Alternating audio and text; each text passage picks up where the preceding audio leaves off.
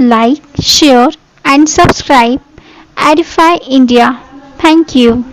Guys, so before beginning with our today's lecture, I have two announcement surprises for you.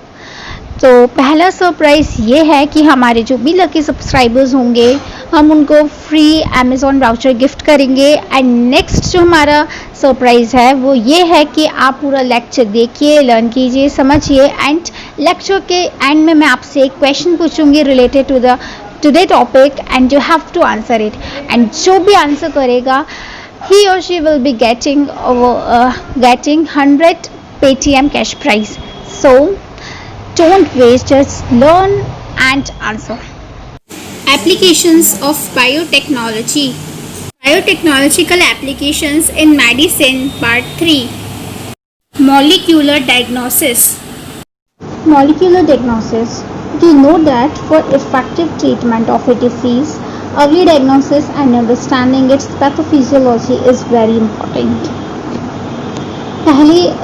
जब भी पहले जो traditionals होते थे उसके अकॉर्डिंग क्या होता था कि इतनी ज़्यादा डेवलप्ड टेक्नोलॉजीज़ नहीं थी या फिर इतने डेवलप्ड डायग्नोस्टिक सिस्टम नहीं था कि हम कैसे भी करके कोई डिसीज़ को कैचअप कर लें। और जैसे ही कोई डिसीज़ समझ में आता था तो वो मोस्ट ऑफ द टाइम लोगों के लिए नया होता था। फिर उसके ट्रीटमेंट के लिए जो मेडिसिन है उसको निकालने में डिले होता था। जैसे आज कोरोना फैल रहा है तो उसके लिए जो मेडिसिन हम बना रहे हैं या फिर वैक्सीन हम जो बना रहे हैं उसमें टाइम लग रहा है क्योंकि वो एक नई चीज़ है। वैसे ही कोरोना के डिटेक्शन में हम बोल रहे हैं 14 से 15 दिन बाद हमें सिम्टम्स पता चलते हैं। तो ऐसे अलग अलग टाइप्स के डायग्नोस्टिक सिस्टम्स बनाए जाते हैं अलग अलग डिसीज़ के लिए ताकि उनका ट्रीटमेंट प्रॉपर टाइम पे हो सके।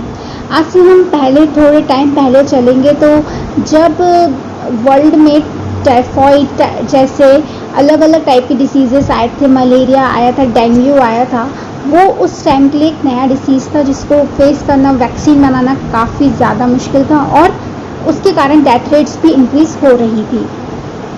कॉलेरा था, वैसे ही काफ़ी सारी बीमारियां हैं। लेकिन एक बार जब वैक्सीन बन गई, डायग्नोस्टिक सिस्टम बन गया कि कैसे डायग्नोसिस करना है तो वो काफ़ी ईजी हो गया। तो ये जो टेक्निक्स है, जो सिस्टम है वो है पूरा बेस्ड मॉलिक्यूलर डायग्नोसिस पे।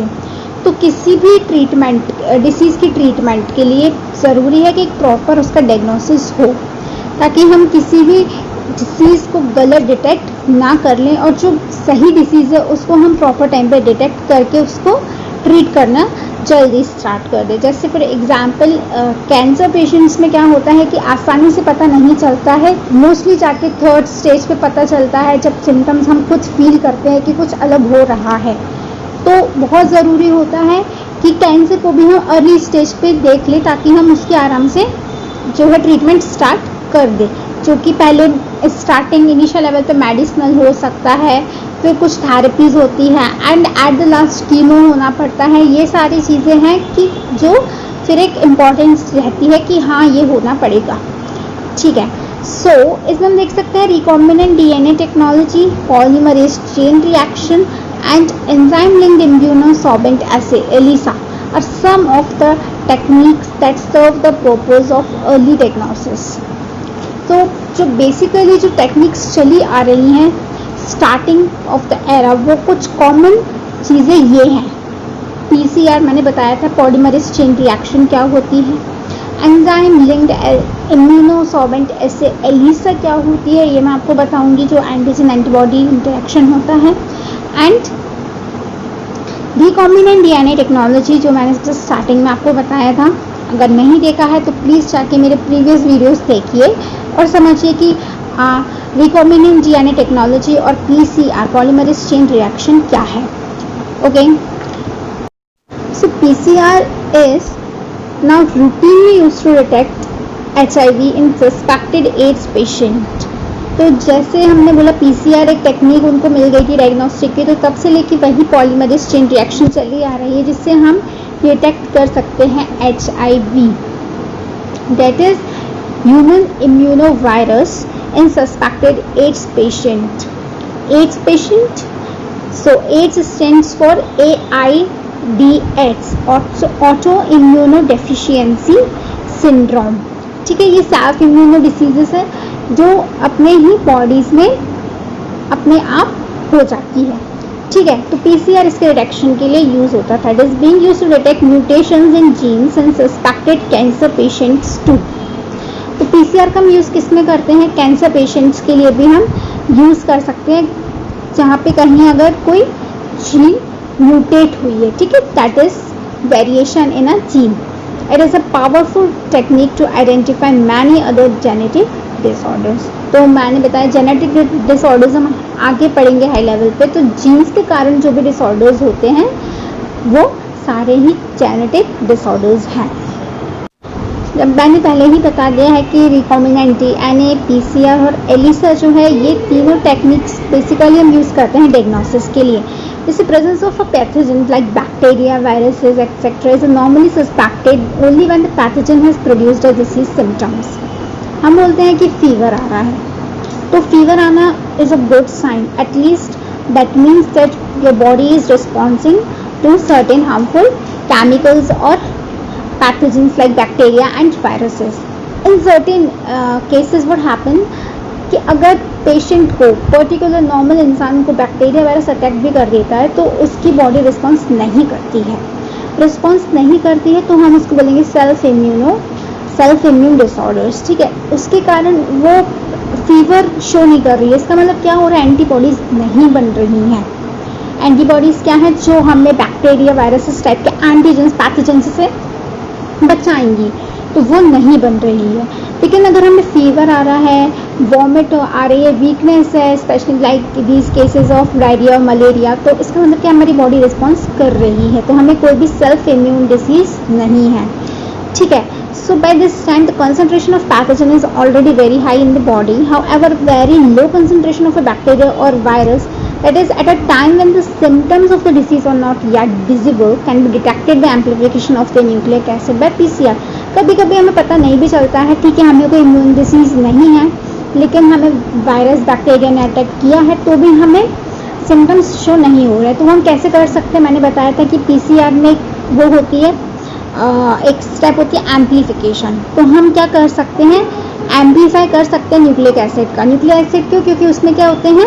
जेनेटिक मटेरियल होता है एंड वो रेप्लिकेट करता है। तो पर्टिकुलर जिस भी जैसे वायरस है उसका होगा DNA, तो वो रेप्लिकेट होगा, तो हमें समझ आ जाएगा कि ये वायरस ने अटैक किया है। ठीक है, ऐसे हम यहाँ देख सकते हैं ELISA। What is ELISA? It is based on the principle of antigen antibody interaction.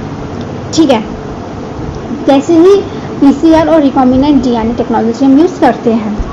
Now see here, a single-stranded DNA or RNA tagged with a radioactive molecule probe is allowed to hybridize to its complementary DNA in a clone of cells followed by detection using autoradiography. ठीक है, कोई भी एक DNA या RNA, ये भी technique है detect करने की।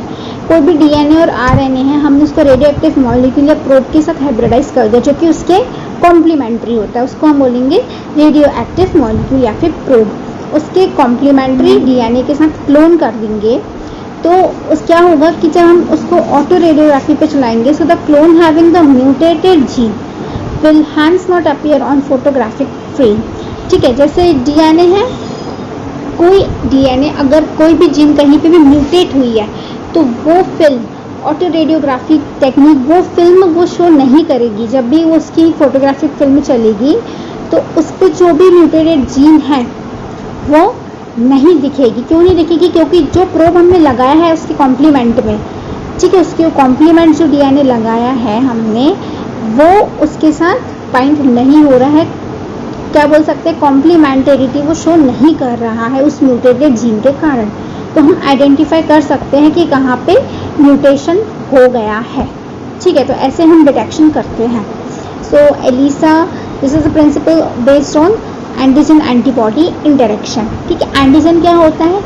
एनी इलिसिट केमिकल्स और harmful bacteria or viruses that enters in our body or attack our immune, especially to make them produce antibodies to fight against with these antigens. ठीक है, So infection by pathogen can be detected by the presence of antigens. Now antigens like proteins और glycoproteins ये हो सकते हैं जो कि help करते हैं डिटेक्शन में कि अगर किसी भी पैथोजन ने हमारी बॉडी पे अटैक किया है. So by detecting the antibodies synthesised against the pathogen, तो जैसे ही ऐसा कुछ होता है तो हमारी बॉडी में अपने आप उनके अगेंस्ट में फाइट करने एंटीबॉडीज बनने लगते हैं.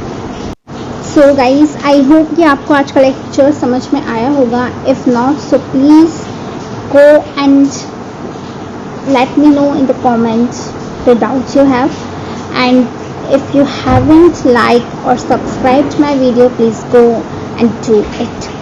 So it's time for your second surprise, that is the question, and the question is, what is the full form of HIV and AIDS? So if you know the answer, just let me know in the comment, and if not, so just go and learn fast. See you soon.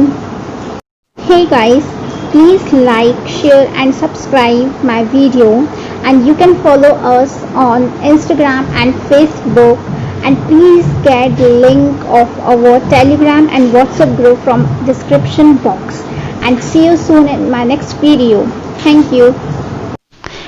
Please like, share and subscribe Edify India. Thank you.